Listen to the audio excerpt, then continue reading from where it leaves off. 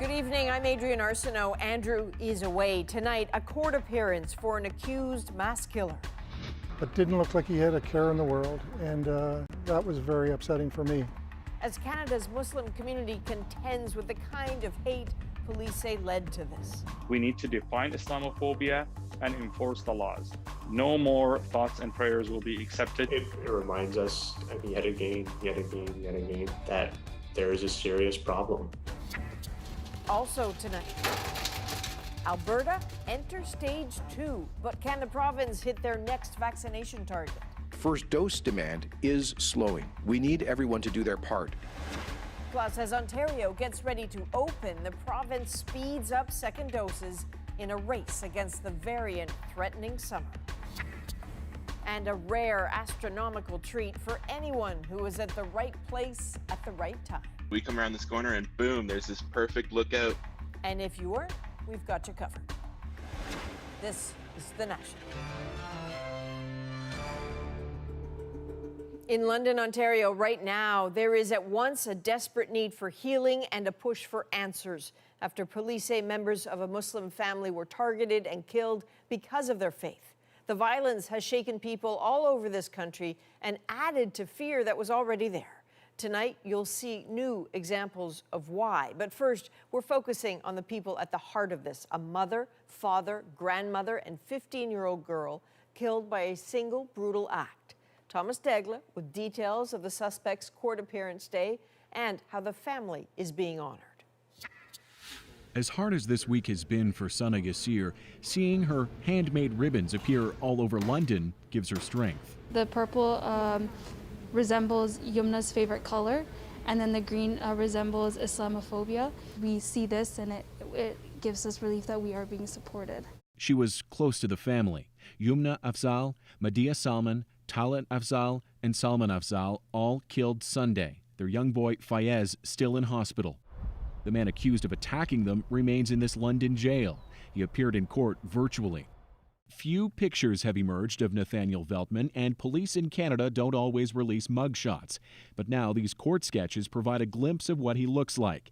At the court appearance, he was practically emotionless as he spoke briefly over Zoom. It didn't look like he had a care in the world, and that was very upsetting for me to watch that. As police continue their investigation at Veltman's London apartment, CBC News has been speaking with acquaintances and reviewing court documents that tell of turbulent recent years and signs of aggression.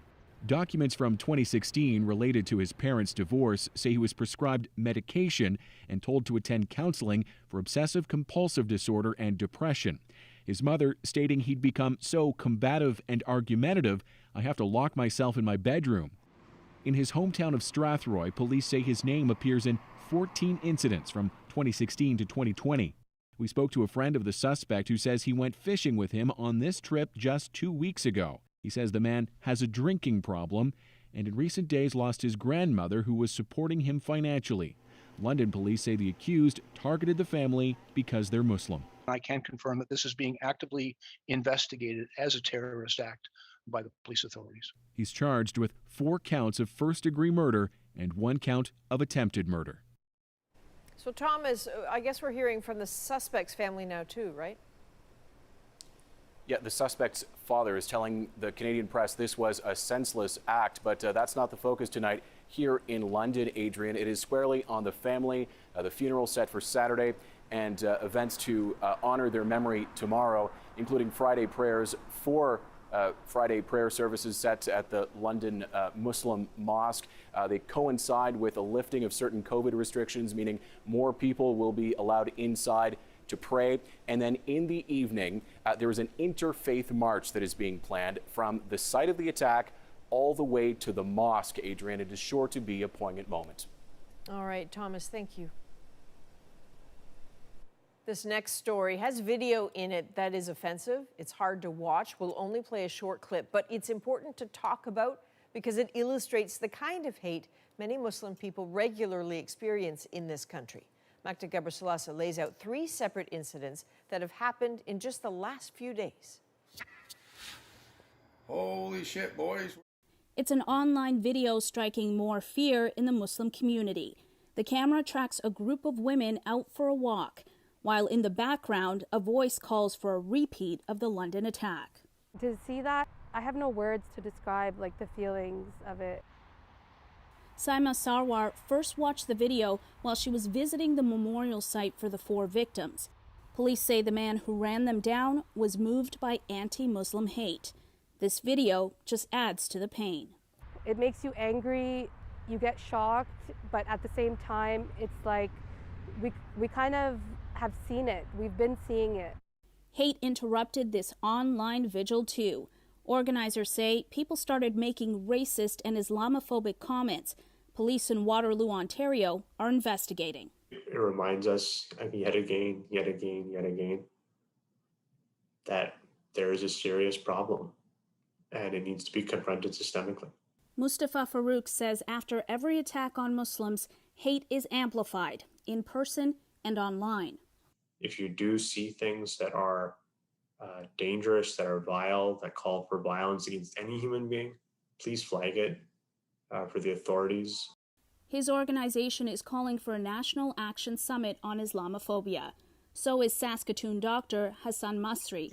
After watching the video, he was left angry and fearful for my fellow citizens.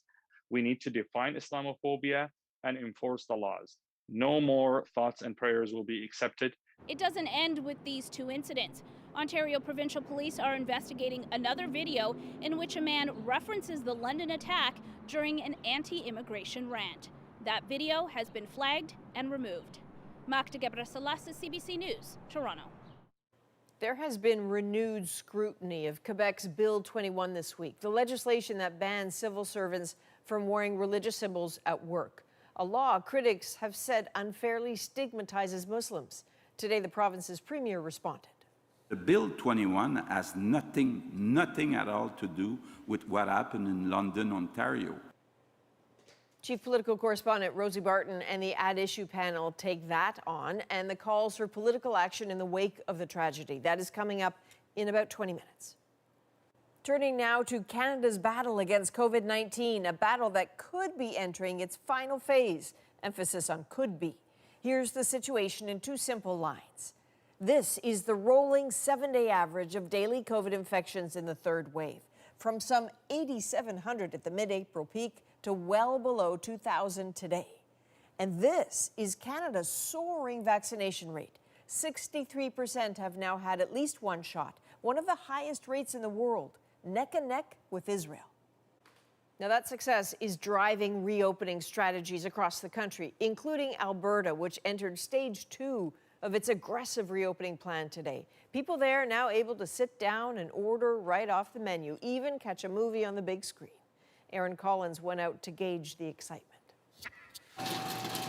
You can almost smell the anticipation. The curtain rising on the next phase of Alberta's reopening plan. The long wait to catch a flick in a theater is over. Enjoy your movie. You might be the first people to head back to the movies in Canada. Well, people get out there and support the theaters. I mean, these guys have been closed down for a long time.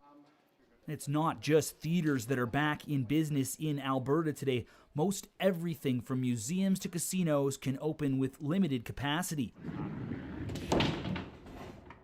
All part of the province's plan to get the economy rolling again.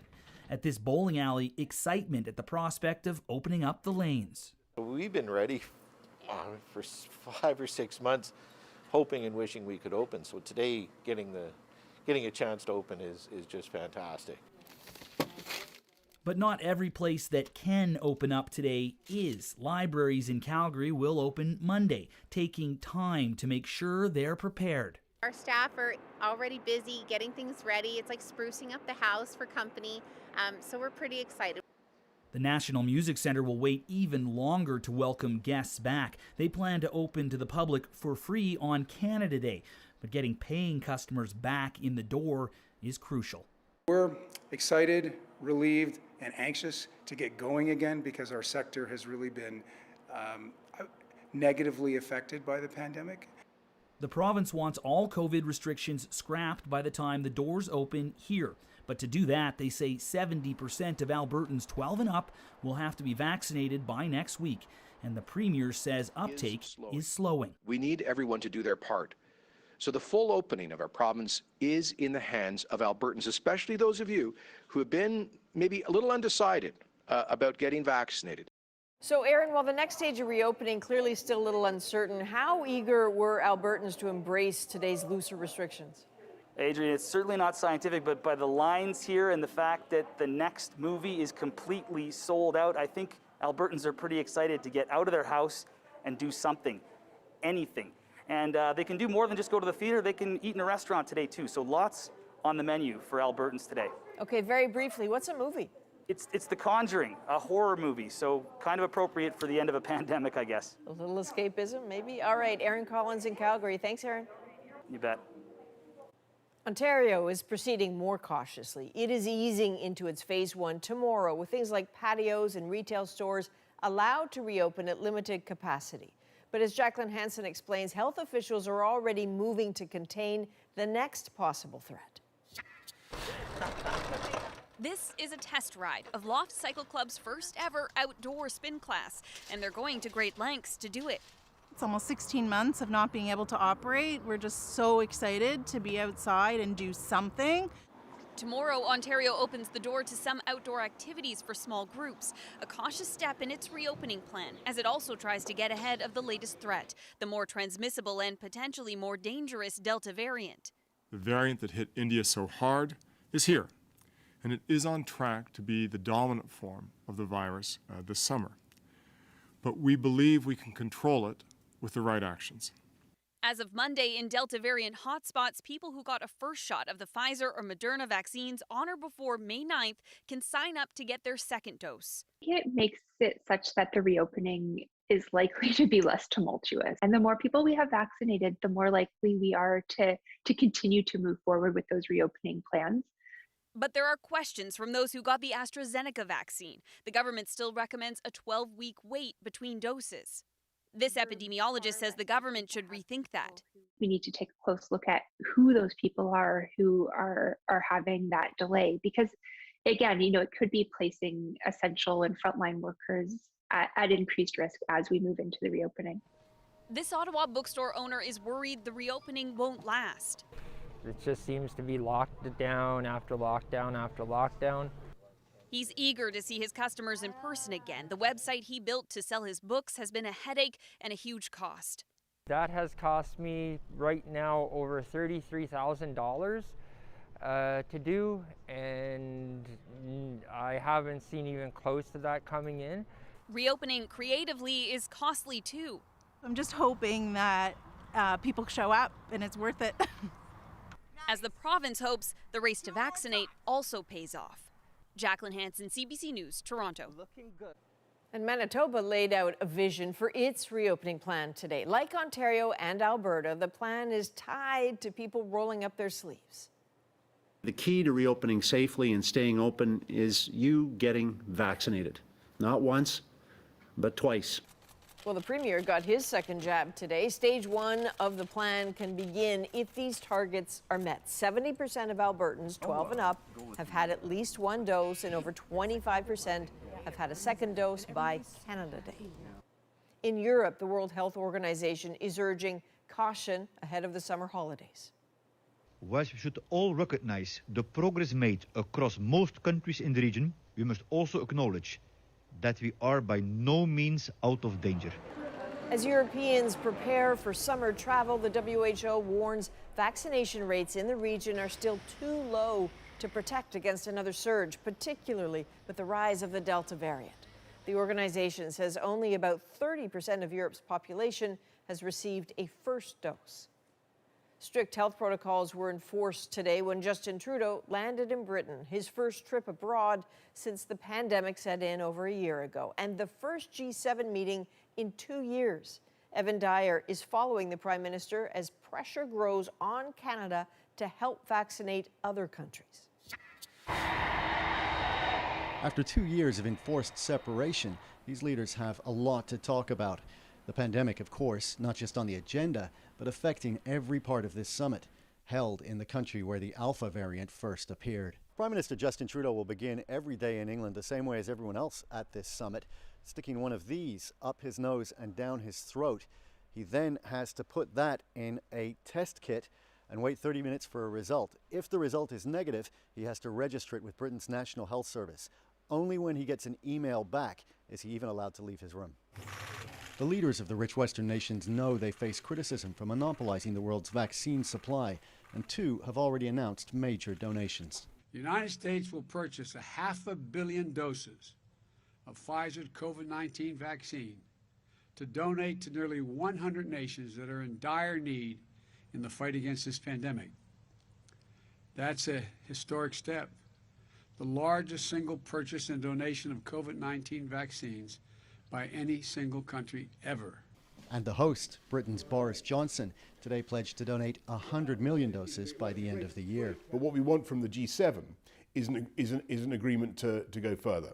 And so we'll be looking to I know that President Biden, I know that Prime Minister Trudeau is also very keen on this, as well as Angela Merkel and Emmanuel Macron. The European Union has also announced an additional 100 million doses, bringing the collective pot to 700 million.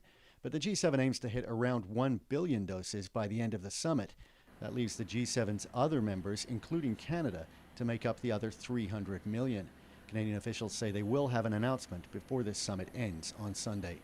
And even 1 billion doses won't end the pandemic in a world with 8 billion people, most of whom will need 2 shots. Evan Dyer, CBC News, Falmouth, England. In Ottawa, MPs on the Ethics Committee released their report on the government's controversial dealings with the We Group. Canadians deserve a government that will serve them instead of the Liberal elite. So will this corrupt government start putting the interests of Canadians first and implement the recommendations outlined in that report?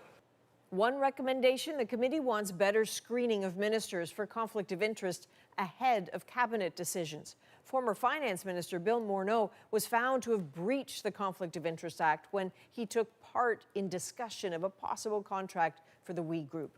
The Prime Minister was cleared of wrongdoing. Ontario's government is under fire tonight for attempting to make use of a controversial constitutional clause to override a court decision. Ellen Morrow takes us through it. Your deep cuts to healthcare are making things worse. Third-party political ads like this one are at the center of the dispute. Premier Ford, we ask you, no, we're telling you. Please care.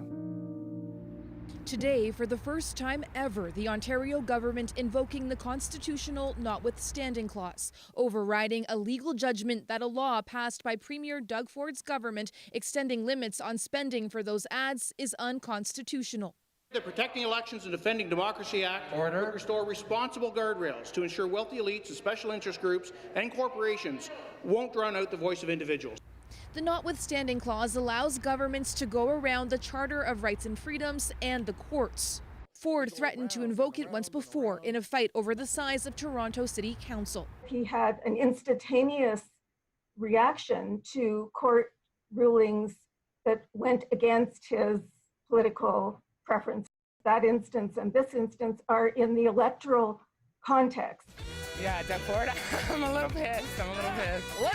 A little miffed. Previously, spending limits for third-party political ads started 6 months before an election. The Ford government's law extends that to a full year, doubling the time with no big jump in the amount groups can spend. The court struck that down, saying it's too long and the amount is too low. And you just can't restrict people from speaking out on issues and government actions and decisions for a full year before an election campaign begins. The government says their law promotes fairer campaigns. Critics say they're trying to stifle dissent before next year's election, including the former Chief of Staff to Conservative Prime Minister Stephen Harper. They're clearly doing because they think it'll help them, well, they shouldn't be. The Ford government invoking the controversial clause will almost certainly face legal challenges of its own. Ellen Morrow, CBC News, Toronto. A huge loss tonight for the federal Green Party. One of its star MPs is now a Liberal. Again, I never expected this day to come. Next, why she decided to defect and where it leaves a party now with just 2 MPs. As vaccinations rise and cases fall, what happens next? Forgive me if this is a dumb question, but how does it end? It will probably end the way it began. Why the pandemic's finish line may look different from how you expected. And Canadians wake up early for a celestial stunner. We come around this corner and boom, there's this perfect lookout. Taking a moment to watch the Ring of Fire. We're back in 2.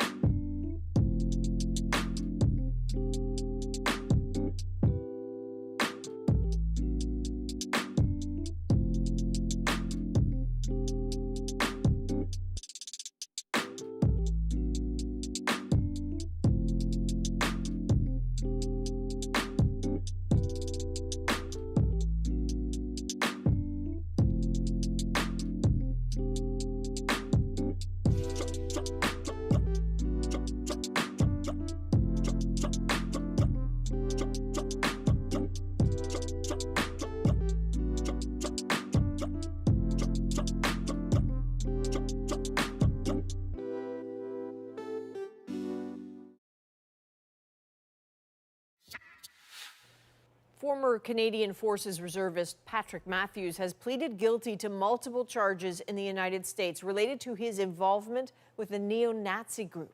The 28-year-old was allegedly acting as a recruiter for the group while living in Manitoba in 2019 before crossing into the U.S.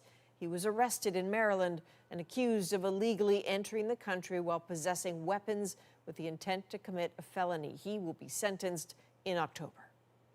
Victoria's City Council is cancelling its virtual Canada Day event this year. It will instead produce a broadcast guided by First Nations, which will air later this summer. The mayor says the reported discovery of remains at the Kamloops Residential School led to the unanimous vote. The new broadcast will consider, according to the council, what it means to be Canadian. The head of a statue from Toronto's Ryerson University has reappeared in southern Ontario. It now rests on a pike at the site of an ongoing land dispute south of Hamilton. On Sunday, protesters pulled down the statue of Egerton Ryerson. Ryerson is considered one of the architects of Canada's residential school system. Tonight, the federal Green Party caucus is a little bit smaller. An MP crossed the floor today to sit with the government. And as David Cochran shows us, her defection highlights an apparent divide in the Green Party ranks. I know that my Liberal... Once political rivals, now fellow Liberals, as a bright green light turns red. The color of my team does not compromise who I am or what I will continue to do for this riding. The green hope was that Jenica Atwin's breakthrough in Fredericton would be the start of something bigger in Atlantic Canada, building on provincial success in New Brunswick and PEI. She joined Elizabeth May and Paul Manley to give the Greens a caucus of 3. That's now down to 2. Again, I never expected this day to come. It came in part because of internal Green Party disagreement over Israel. When party leader Annamie Paul called for a de-escalation of violence between Israel and Hamas, Atwin tweeted the statement was inadequate and wrote, "I stand with Palestine." One of Paul's advisors, Noah Zatzman, responded on Facebook, accusing Atwin of appalling anti-Semitism, vowing, "We will work to defeat you." It's been really difficult to focus on the important work that needs to be done on behalf of my constituents, so it certainly has played a role. I have never had anything but incredibly positive things to say about her. I was looking forward to campaigning for her in the next election. Paul says she was surprised by the move, doesn't agree with it, but claims Atwin's conversations with the Liberals predate the controversy over Israel. None of those reasons touched upon me, and her decision predated, not her decision, but her approach to the Liberals well predated the events that you mentioned. But Paul's own MPs seem to corroborate Atwin's version of events. Paul Manley and Elizabeth May issued a statement saying they are heartbroken at the loss of their dear colleague and blaming their own leader's advisor for causing this crisis. David Cochran, CBC News, Ottawa. We have heard from dozens of Shoppers Drug Mart customers upset about what happened when they went to pay. I'm furious. I'm absolutely furious. They say they were pushed to use the self-checkout. Ahead tonight, are we losing the choice of a cashier? First, though, Rosie is here with that issue. Hi, Rosie. Hey, Adrian. Tonight we are going to talk about the political response in the aftermath of the London attack, plus some political news today. The Green Party goes from 3 seats down to 2.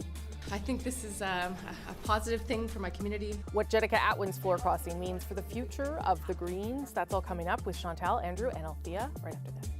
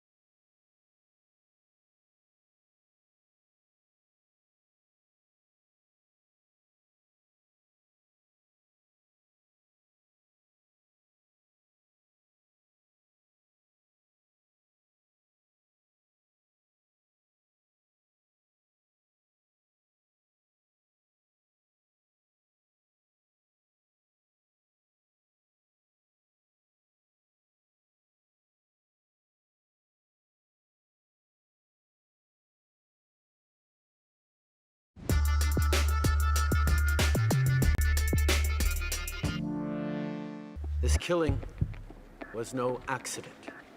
This was a terrorist attack motivated by hatred in the heart of one of our communities. The Canada we have is one where 4 of these people are never going home. Our Canada is a place where Muslims aren't safe. The political response to the attack in London, Ontario, has been met with questions about whether enough has been done to fight Islamophobia. That has led to renewed scrutiny over past actions, like a 2017 motion calling on the House of Commons to denounce Islamophobia, a motion a majority of Conservative MPs voted against. And Quebec's secularism law, Bill 21, also faced more backlash this week. There is absolutely no relation, no link between Bill 21 and that kind of gestures of hatred. So what should the political response be moving forward? It's Thursday. I'm here with that issue. Chantal Hébert, Andrew Coyne, and Althea Raj. And because we left off there with the Bloc Québécois, maybe I'll start with you, Chantal. I found Mr. Blanchette's comments curious, maybe eyebrow-raising a little bit, but tell me what you have made of the political conversation that's come out of this, and really whether the response has been different or needs to move forward in any way. I thought the political leaders, by and large, had the proper political response. I don't think that one should be doing politics on a tragedy, and this is a tragedy. Yeah. I also believe that looking in the mirror matters more than finding diversions to say it must be somebody else's fault somewhere else. So conversation about Bill 21 is ongoing in Quebec, is ongoing in the courts, but it is a little easy to say, oh, well, let's just make Bill 21 the middle of that conversation, because I think the issue of Islamophobia deserves a larger conversation. For sure. But Althea, and I'm not saying it's to blame, but surely it is. I found what Mr. Blanchette to say, well, it has nothing to do with this, also a little rich, that it doesn't in any way contribute to Islamophobia. I know it's viewed as a secular bill in Quebec, but still. I think we need to take our cues on that from Muslims themselves, and from what I've been hearing, watching CBC and reading the news like everybody else on this panel, is that it is mostly Muslim groups who are making that link between Bill 21 and sentiments, rising sentiments that are Islamophobic. And I think it's up to us to listen to people who are telling us that they feel that they are being discriminated against and that they would like to see their federal leaders act. I also understand that a good part of the Quebec Liberal Caucus, the federal Liberal Caucus here, believes that the reason they don't have a majority is because in 2019, the Liberals had a certain position on Bill 21 that they believe hurt their chances in Quebec. And they would like to see the Prime Minister toe a line that is more Quebec-friendly, Legault-friendly, and that's certainly what we've seen. And in fact, from the Prime Minister's early remarks this week, where he said, no, he didn't think Bill 21 contributes or fosters, I should say the word was fosters, hatred and discrimination, but then went on to make other comments that could be seen as linking Bill 21 now law with Islamophobic statements. Now he seems to have moved the Liberals even closer to the Legault position. Arif Virani, the parliamentary secretary, the justice minister, was defending the bill today in the House of Commons, saying, I just want to flag, this is in French, of course, that, the federal government is not a party to the criminal court cases on this, or the judicial review case on this. So it is an interesting pickle for the Liberals, but in the end, they are pleasing nobody. They're not pleasing Muslims and those who feel like they should be going further, and they're not pleasing Quebecers who would like the federal Liberals to butt out. And Andrew, what did you make of the response by political leaders, given that we have been here before? It's a lot of cheap lip service, I would say. It's a little late in the game. Now, granted, I don't think you can attach specific blame to specific pieces of legislation for this particular act or specific debates that might have taken place in the past. But at the same time, there's been a lot of dog whistling, but there's also been a lot of acquiescing in dog whistling. So whether or not it's been, I think Liberals were trying to attach blame to the Conservatives for some of the tiptoeing up to the line or sometimes crossing the line that they've engaged in the past. But it's not a whole lot more defensible in the face of a fairly outrageous piece of legislation like Bill 21 to basically run and hide, as all of the federal party leaders have done. So this, we are in a time in which it is clear that there are segments of the population, on the one hand, who are angry and looking about for scapegoats, and there are other sections of the population who feel themselves to be scapegoated, who feel themselves to be under attack, to be isolated, to be without political support, etc. And it's the job of political leaders to lead on this. Last word to Chantal, then I'm going to change topics. Yep. I do believe that the conversation over Bill 21 in Quebec is not over, but I tend to think that the court's words on the bill, and that first court had very harsh words about what the legislation was doing and how it was created, will probably have more impact than any politician coming from outside, and especially linking it, which sounds like a bit of a cop-out, for less introspection into what has led to this, which I think Bill 21 may or may not be a part of, depending on where you stand, but it's certainly a larger discussion. Okay, I want to get to another piece of rather big political news today as well, very different in nature, so I'm going to change tone here. Green MP Jenica Atwin announced she's crossing the floor to the Liberals. Here's a bit of what she had to say. It's a good day. I think this is a positive thing for my community, and the past month I've been at a crossroads. It's been, in a word, distracting, and so I'm going where I can do my best work on behalf of my community. The distracting piece seems to have been the divisions around the Green Party's position on the Middle East. Althea, what the heck is happening here? The caucus has lost now 1/3 of its members. What should we make of this?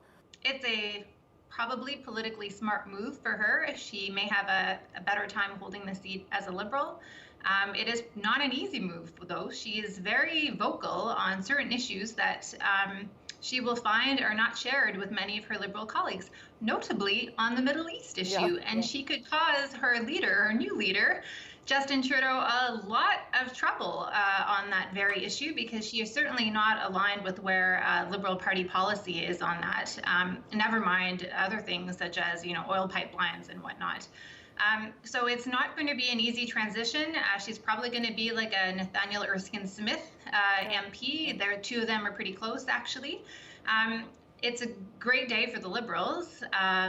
Aside from the Middle East issue, because they can now look and say, she said in her own press conference that the only option she had was the Liberal Party. She did not look at the NDP. We know that the Liberals are having trouble with young voters, and perhaps they can point to her as saying that those young voters are still welcomed, and opposing views are welcomed in the Liberal Party fold. What does it say, Andrew, though, about the Green Party and the leader who does not have a seat yet? And this was, although she wouldn't go there in her press conference, I mean, I do think this is a comment on her leadership, and I'm not sure what it says about it, but it says something. Well, I find it a bit puzzling, frankly, though, because if there's a foundational belief for the Green Party, is that you don't have to agree with your leader, that you don't have to have monolithic caucus solidarity on things. True. That it's okay for MPs to disagree, to vote their conscience, or to vote as their constituents, and I happen to agree with that. So that's puzzle number one. Puzzle number two is, if she is interested in speaking her mind freely, I'm not sure the Liberal caucus is really the place to go for that. I think she's going to find that that if there's a foundational Liberal belief, it's that you stick with the leader. So it does cause you to wonder what she thinks she's accomplishing by that, other than the obvious that this is maybe enhances her chances of getting reelected. I think the electors of her riding who voted for her on the basis of her being a member of the Green Party might have a thing or two to say about that. And ordinarily, I would say she should be obliged to run in a by-election. But with an election coming up, maybe that's the moment to put that to the test. We should say that while the Green Party, yes, they allow people to disagree, Annamie Paul's, one of her advisors, spoke out about and sort of seemingly pointed at Jenica Atwin for her position on this, condemning it. So I don't know how collaborative it is, really. In theory, it is. I'm not sure if that's the case. Chantal. I'm going to step back from today's events and say that this was a good day for the NDP, because they don't have to have the trouble of welcoming someone who maybe will not agree with many of their positions, but it does point to a weakness of the Green Party that I believe has been baked in since Elizabeth May retired, and that could be a big advantage for the NDP, for instance, in BC, where Elizabeth May's sphere of influence was really important, or even in Ontario. So up to a point, I think the Liberals had a good day, and it is possible once in a while that makes it an even better day for the NDP. See, that's why I keep you guys around. You get me thinking about things I didn't know. The NDP wins the day, or sort of wins the day. Okay, thank you all very much. Appreciate it. Before we go, be sure to subscribe to At Issue, the podcast, for extra content. This week, we're going to talk about why the Ontario government's introducing the notwithstanding clause and what kind of precedent this sets, if any. Look for it on any major podcast app and on our website, cbcnews.ca/thenational. Now, let's take it back to Adrienne in Toronto. All right, Rosie, up next, what happens when the world is finally vaccinated? Forgive me if this is a dumb question, but how does it end? It will probably end the way it began. We'll look at what needs to happen before we get there. But first, he's a piece of our harbor, you know. Haligonians gathered this morning to bid a fond farewell to a waterfront staple. Theodore II, a giant replica of the beloved TV tugboat, has been chugging about the harbor for 21 years. I was there the day they launched them down in La Haye. I was there with my little girls, who aren't little girls anymore. It was legitimately an emotional goodbye for those who grew up with Theodore's big smile. The vessel was flanked by fellow tugboats, as you do, as it left for its new home in Hamilton, Ontario. And now he's getting a chance to get up to the Great Lakes and do his work up there. The former tour boat will have a new job, too, promoting sustainability and water conservation.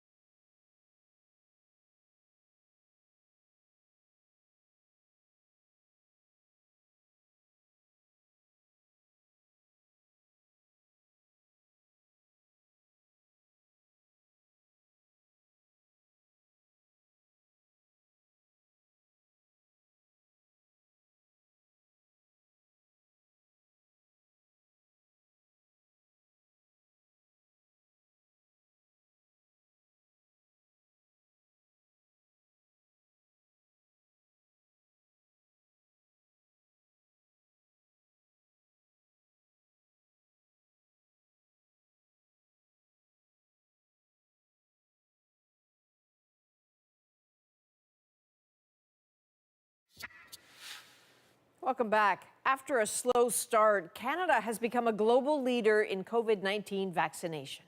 With nearly 63% of the population at least partially vaccinated, Canada is ahead of most other G7 countries in terms of first doses administered and miles ahead of poorer nations. In fact, 88% of the global population hasn't even had a single dose. So that is something global health experts say is a problem for everyone. They have warned that COVID will continue to be a threat until the whole world is vaccinated. But how do we get there? And then what? What is the marker of when this is truly over? Rohinton Medora is an economist who runs a think tank about global governance and has been looking hard at what the future might look like. We sat down in a park in Toronto to talk life after COVID. Forgive me if this is a dumb question, but how does it end? It will probably end the way it began. There will be a WHO declaration, which is based on technical indicators as well as of judgments about when enough people around the world don't have the disease. But we are unlikely to stamp out COVID-19 the day the WHO has declared the pandemic over. So the pandemic may be over, but the virus and the illnesses might linger. I go back to smallpox, which despite a globally unprecedented effort to fight, took us a good 20 years to eradicate. When you were talking about smallpox, and you talked about an unprecedented cooperation, what did that look like? What that looked like was the US and the Soviet Union at the height of the Cold War, cooperating on almost every aspect of eradicating the disease. Finding a vaccine, getting it out to the countries where it was needed, cooperating on the policies that we required, including intellectual property, to get it out there and simply not let impediments get in the way. And it still took 20 years. And it still took 20 years. Penicillin, which had been kind of discovered in 1928, its therapeutic uses began becoming apparent at the start of World War II. And penicillin production in the US was massively ramped up through a very innovative cooperative arrangement between companies and the US government, in which IP played very little role. Why? Because this was seen as doing something collectively to fight a common bad, which was the war. That's the kind of footing we should be on now. You hear countries sometimes talk aspirationally, like Australia, about we're going to get to COVID zero. Does that make any sense? COVID zero in our minds might work. So what really matters is, when do you and I feel that it's safe to do everything we used to do before? That would be a judgmental COVID zero. So COVID zero is not about eradicating the virus totally. It's about having a lifestyle that's normal enough for us. Is there a point that we get to where there is the same level of infection and death with COVID as there is with the seasonal flu? So we perceive it as an acceptable risk or a manageable risk? I suspect that's where we're headed, that we live with manageable risks, that people die from flu every year, and although we're concerned about it, we don't let our lives grind to a halt. We take precautions. There will almost certainly be booster shots for the virus that we will be taking annually for years to come, and we will learn to live with it. But that's not COVID zero. That's living with a COVID that is at an acceptable level. So COVID-19 is not leaving us soon. The G7 leaders will certainly be pushed over the next few days to do more and to do it faster. All right, next on The National. I'm furious. I'm absolutely furious. Dozens of Shoppers Drug Mart customers say they are being pushed to bypass cashiers and just use self-checkout. Why is that? Next.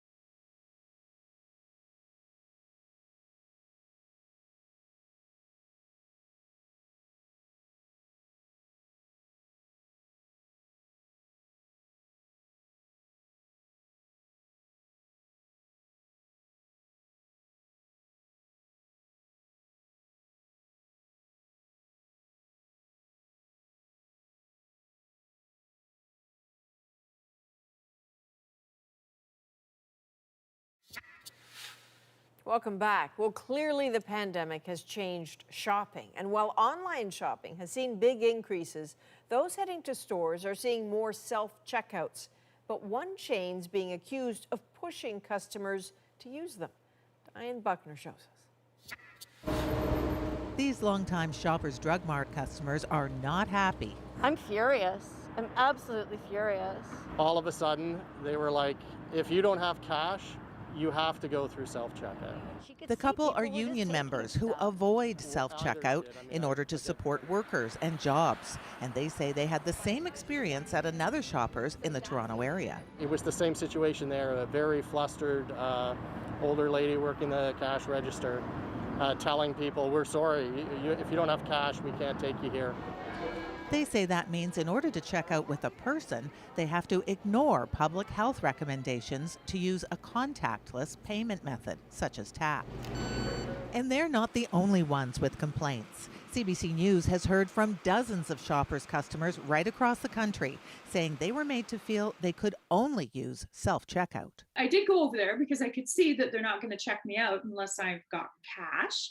In a statement, Shoppers' parent company, Loblaw, says customers should always have the option to check out with a cashier, but that the company has seen a significant increase in self-checkout use with no increase in customer concerns or complaints. As for why some customers are now complaining about a lack of choice, no explanation was offered.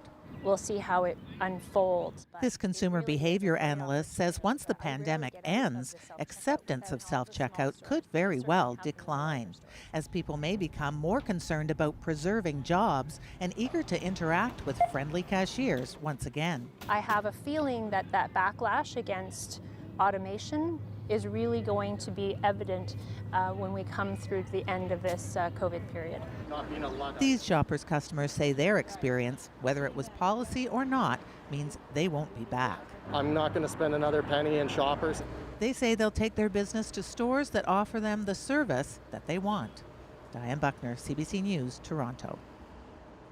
Just in case you didn't catch this morning's eclipse, you can get a taste next in our moment.